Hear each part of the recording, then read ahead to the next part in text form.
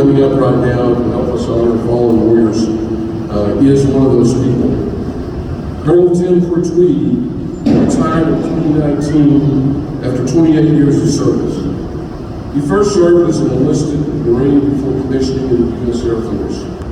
He initially worked in logistics before entering special warfare training and qualifying as a joint terminal attack controller. He has multiple deployments around the world and has commanded at the flight, squadron, and group level in garrison and in combat.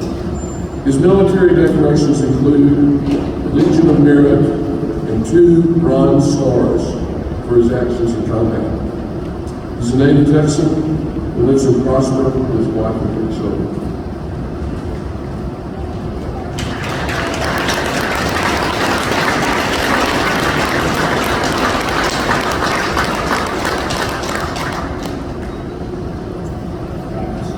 I know it's hot out there, and for those of you that grew up around here, you knew that. For those of you that just got here, I'll let you in on a little secret. It's not hot yet, but we'll get there. You silent tents of green, we deck with flagrant flowers. Yours has the suffering been. The memory shall be ours. The memory shall be ours. That's from the poem Decorations Day by early American poet Henry Wadsworth Longfellow. Again, good afternoon, and thank you all for coming out today to remember our nation's fallen warriors. First, as always, thank you to Cindy Long, wherever she's running around. The entire team that puts this together every year. It's truly an honor that we come together and remember our nation's selfless sacrifices and to commemorate the bravery, the dedication, and the sacrifice of our nation's heroes. I'm honored to be with you once again. Now today our journey will take us from a Roman emperor's private reflections while encamped along the Danube in the 2nd century to the 5th largest city in Afghanistan in 2015. And along the way I want to talk to you a little bit about patriotism, about heroes, and about being intentional. Today is a day for remembering, but when we only remember the end, we miss out on the lessons we can learn from the start. The memory shall be ours. First, the patriot. It is my opinion that somewhere along the way in our nation's history, we blurred the definition of patriot. At times, it becomes closely linked to the word politician. And yes, a politician can be a patriot, and I would hope that they were a patriot long before they want to represent me in government. Another popular use of patriot has been in opposition to the government or in dissent against the establishment.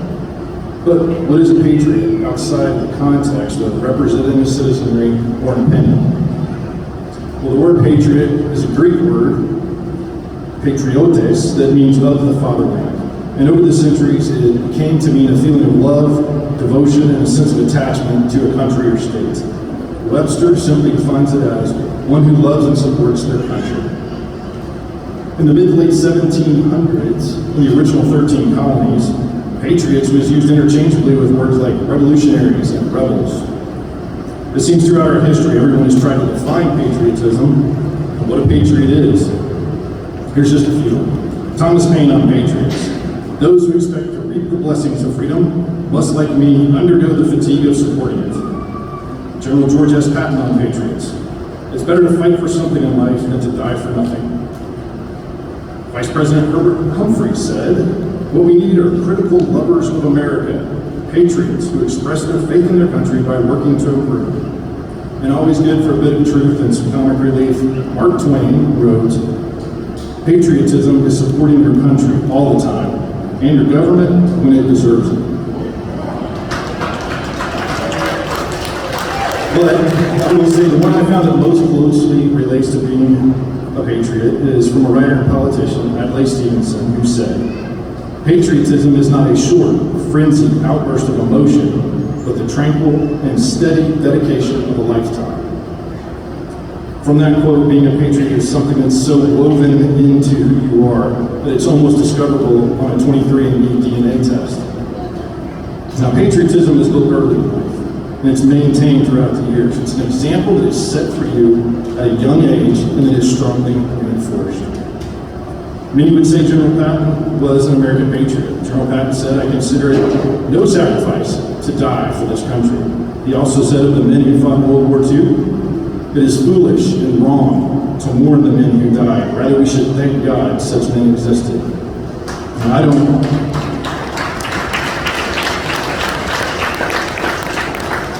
don't completely agree with everything General Patton said, but it does lead me to ask a rhetorical question.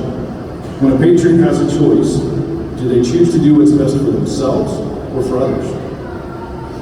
So now let's travel back to 176 AD with Emperor Marcus Aurelius Antoninus. He was known as the wisest and noblest of the Roman emperors. And while he was once again fighting to subdue the Germanic tribes, there was a break in the battle, and Marcus Aurelius sat and wrote a series of reflections and guidance that would eventually be compiled into a book known as Meditations. And I first read this when I was 13 years old, and every 10 years since then, I read it again. Its meanings have changed over the years, but I find its application more real with each passing decade. In Meditations, Book 2, Section 5, Marcus Aurelius writes, "You will give yourself relief if you do every act of your life as if it were your last, laying aside all carelessness, all passion and aversion for the commands of reason, all hypocrisy, all self-love, and all discontent for the portion that was given to you." See, Marcus Aurelius led his armies from the front. He had witnessed the atrocities of war.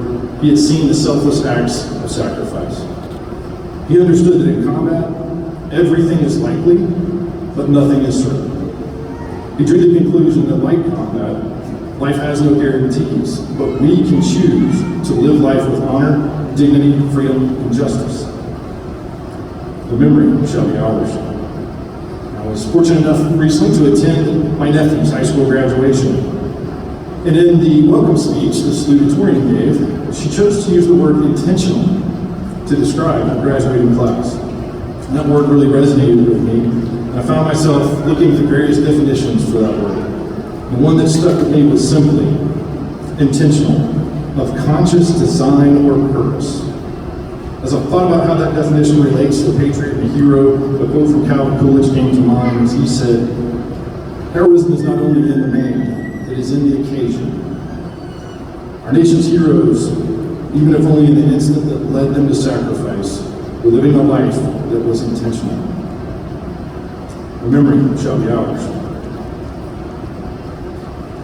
So I want to share the story of a patriot, a hero, someone whose life defines intention. Corporal John Dawson was 22 years old when I met him in Forward Operating Base Fenty, which is in Jalalabad, Afghanistan, the 5th largest city in Afghanistan. Dawson was from Winsville, Massachusetts. He was a serious Patriots fan, and yes, they won the Super Bowl that year. He was a Bruins fan, he was a Red Sox fan. He was a combat medic with the 3rd Brigade Combat Team for the famous 101st Airborne Division. I sat and ate a meal with his platoon one day, and I asked him why he joined the Army and why he wanted to be a medic. That's the sound of freedom right there. He said he had enlisted a few years after high school, after some time in college, but he knew that he always wanted to serve. He said he became a medic simply because he liked the responsibility of taking care of the team. Now I know now what I heard in that young 20-year-old's words was that he lived life with intention. He made a choice for his life with a conscious design or purpose. The very next day on 8 April 2015, Corporal Dawson and his platoon were conducting an escort mission to the Nangarhar Province Governor's compound for what we call a KLE, or a key leader engagement. It's a fairly routine occurrence, and we often use those to train the Afghan military forces. This was one of those missions where it was a mix of American and Afghan soldiers operating together. Travel to the compound was uneventful. Once a convoy was established within the governor's compounds, the soldiers began to disembark from their armored vehicles.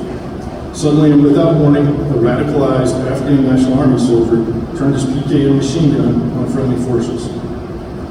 Dawson saw the first soldier get shot. Without hesitation and intention, to do his job and try to save his friend and fellow soldier. Before that radicalized Afghan was killed, He mortally wounded 7 Americans. Corporal John Dawson was struck by one of the last rounds that enemy fired. Dawson was killed instantly. Still holding the pressure bandages, he was working to place on his platoon mate's wound. So, General Patton, I think we should mourn the loss and thank God that Corporal John Dawson existed. He was a patriot, he was a hero, he lived his life with intention, and he did every act of his life as if it were the last. The memory shall be ours. The songwriter John Resnick wrote a line in a song that has always stuck with me. He wrote, "Scars are souvenirs you never lose." Some of our scars are not visible, but they're just as permanent. We have to remember them and the lessons we learn from them, so we can teach the next generation of patriots to live a life of conscious design and purpose. Memory shall be ours. Again this year, our nation's leaders designated 3 p.m. local time as a time for all Americans to observe the national moment of remembrance. I encourage you to stop what you're doing at 3 p.m. today, and at least for a minute, stop and appreciate those who paid the price for our freedom. If you're so inclined, please pray for their families who lost a loved one. But if you want to sacrifice, if you want to honor the sacrifice that our warriors made, go and live a life of intention, grounded in the patriotism that builds heroes for this great nation. The memory shall be ours, and we have a responsibility to share those memories. Thank you. God bless the United States of America.